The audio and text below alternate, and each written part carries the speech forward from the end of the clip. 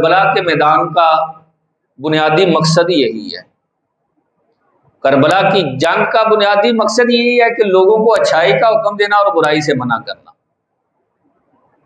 آپ نے اپنے بھائی محمد بن حنفیہ، یہ آپ کے باپ کے اعتبار سے سگے بھائی ہیں، انہیں خط لکھا، وصیت لکھی، کربلا کے میدان میں بیٹھ کر خط لکھا.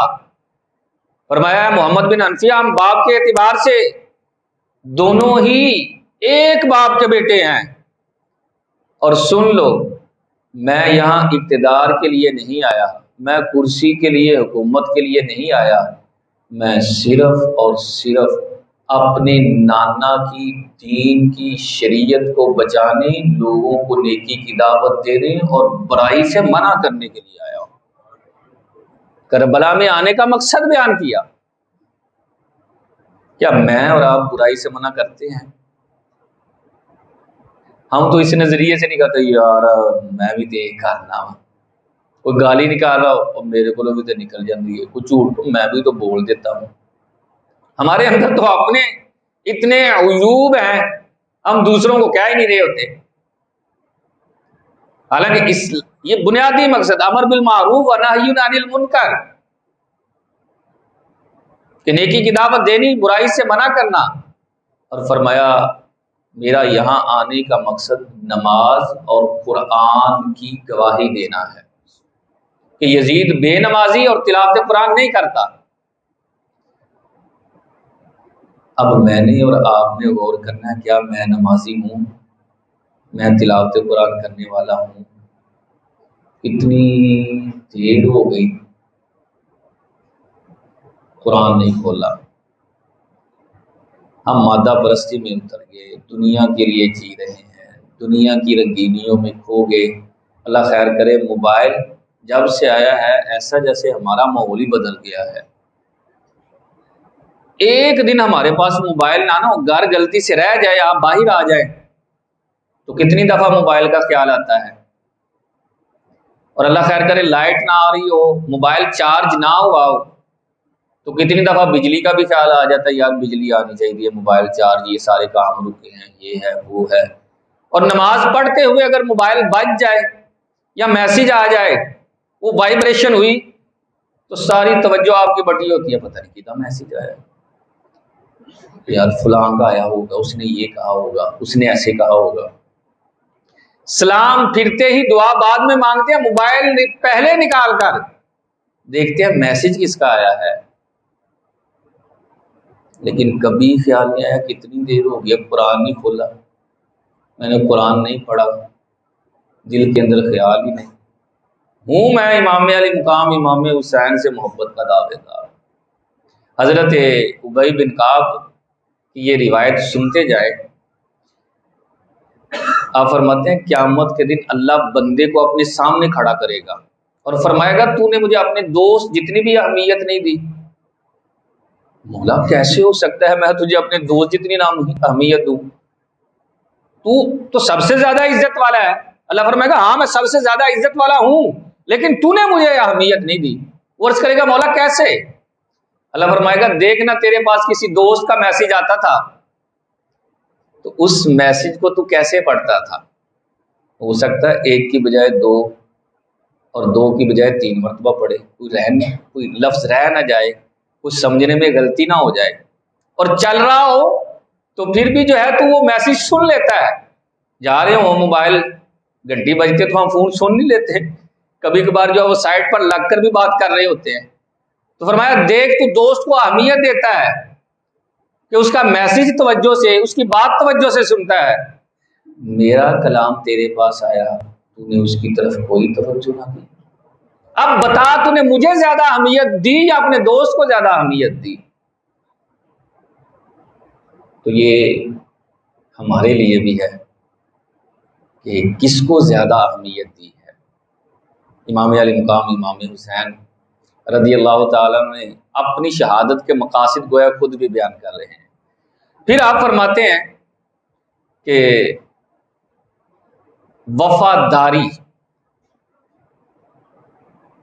کربلا کے میدان کے اندر جو بنیادی چیزیں بیان ہو رہی ہیں ان میں سے ایک وفاداری بھی ہے. دیکھیں کوفے کے لوگوں نے خط لکھا، اور ایک نہیں دو نہیں، تاریخ کے اندر ملتا ہے 50,000 کے قریب امام علی مقام امام حسین کو خط لکھے کہ آپ کوفہ آ جائیں، ہم آپ کی بیعت کرنا چاہتے ہیں۔ آپ ان کے کہنے پر کوفہ تشریف لے کر گئے، بے وفائی انہوں نے کی کہ نہ کی، لیکن آپ نے کچھ نہیں کہا، آپ نے پھر بھی وفاداری کا ہی اظہار کیا۔ یہاں یہ بات ایک سوال چھوڑنا چاہتا ہوں، جنہوں نے کوفہ بلایا وہ کون تھے؟ تاریخ اٹھا کر دیکھ لیجئے، ہمیشہ سے کوفہ شیعان علی کا مرکز رہا ہے، وہاں اہل تشیع رہے ہیں، جنہوں نے بڑی محبت کا اظہار کیا۔ آپ نے 2 لفظ ارشاد فرمایا اہل کوفہ تم نے صرف میرے ساتھ ہی بے وفائی نہیں کی، اس سے پہلے میرے بابا حضرت علی کو بھی اسی طرح بلایا، اور میرے بھائی حضرت حسن کو بھی اسی طرح بلایا، اسی طرح محبت کے دعوے کیے، اور پھر ان کا بھی ساتھ چھوڑ دیا، آج میرا بھی تم نے ساتھ چھوڑ دیا۔ اور یہ بڑا مشکل کام ہوتا ہے۔ حضرت مسلم بن عقیل خود بیان کرتے ہیں، جب میں کوفہ آیا تو لوگوں کا ہجوم میرے پاس تھا، اور لوگ شام تک میرے ہاتھوں پر امام علی مقام امام حسین کی بیعت کرتے رہے، بیعت ہوتی رہی، کہتے رہے ہم علی سے محبت کرنے والے ہیں، اور تھے بھی ویسا ہی۔ کوفہ ہمیشہ سے شیعان علی کا مرکز رہا، لیکن جب یزید کا حکم ادھر سے آیا تو حضرت مسلم بن عقیل نماز پڑھا رہے تھے، ایک قول میں یہ ہے کہ 15,000 اور ایک میں ہے کہ 500 لوگ تھے۔ جب نماز شروع کی مغرب کی تو 15,000 لوگ، اور جب سلام پھیری تو کوئی ایک بھی موجود نہیں۔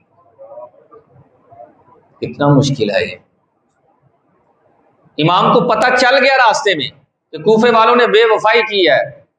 اللہ اکبر، میرے امام کے بڑے خوبصورت لفظ ہیں، فرمایا انہوں نے اپنا کام کیا، بے وفائی والا کام انہوں نے اپنا کام کیا، میں نے اپنے نانا کا کلمہ پڑھا ہے، میں نے وفاداری ہی کرنی ہے، میں نے وعدہ کیا میں جاؤں گا تو میں جاؤں گا۔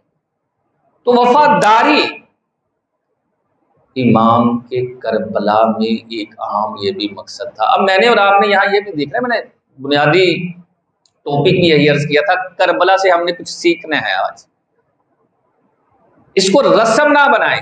ہمارے یہاں یہ رسم بنتی جا رہی ہے، یکم محرم الحرام سے 10 محرم الحرام تک کوئی سبیل لگا لیتا ہے، کوئی لنگر پکا لیتا ہے۔ جو امام کا نظریہ تھا نا، ہم اس کو چھوڑتے جا رہے ہیں،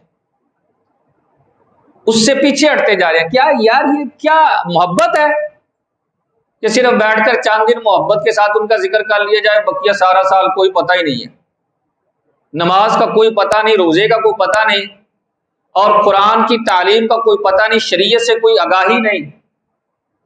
یہ کون سی محبت ہے؟ کیا آپ اپنے آپ کو امام علی مقام امام حسین کے سامنے سرخرو کر سکیں گے؟ حضور میں آپ کے نام کی سبیل لگاتا تھا، انہوں نے کہا نماز کیوں نہیں پڑھتا تھا؟ دیکھنا میرا انداز دیکھ کربلا کے میدان میں کہ میں نے نماز کے اندر ہی سر سجدے میں رکھ کر ہی کٹوایا ہے۔ اتنی محبت ہے نماز کے ساتھ، اور تو کہہ رہا کہ مجھے آپ سے محبت تھی۔ اور تلاوت قرآن کا کتنا شوق ہے میرے امام کو، ہیں تو سارے شہید زندہ، ہیں تو سارے شہید زندہ، لیکن میرے امام نے اس کا اظہار بھی فرمایا کہ سر نیزے پر ہے پھر بھی تلاوت قرآن جاری اور ساری ہے۔ اللہ خیر کرے، ہم زندہ ہیں پھر بھی نہیں کرتے، ہم زندہ ہیں۔ میرے امام علی مقام امام حسین کا سر انور ترے انور سے جدا ہوا پھر بھی تلاوت قرآن ہے، پھر بھی نماز ہے، اور اللہ خیر کرے ہم زندہ ہیں، نماز کی بھی کوئی فکر نہیں اور تلاوت قرآن کی بھی کوئی فکر نہیں۔ آخر میں جملہ کیا ہے؟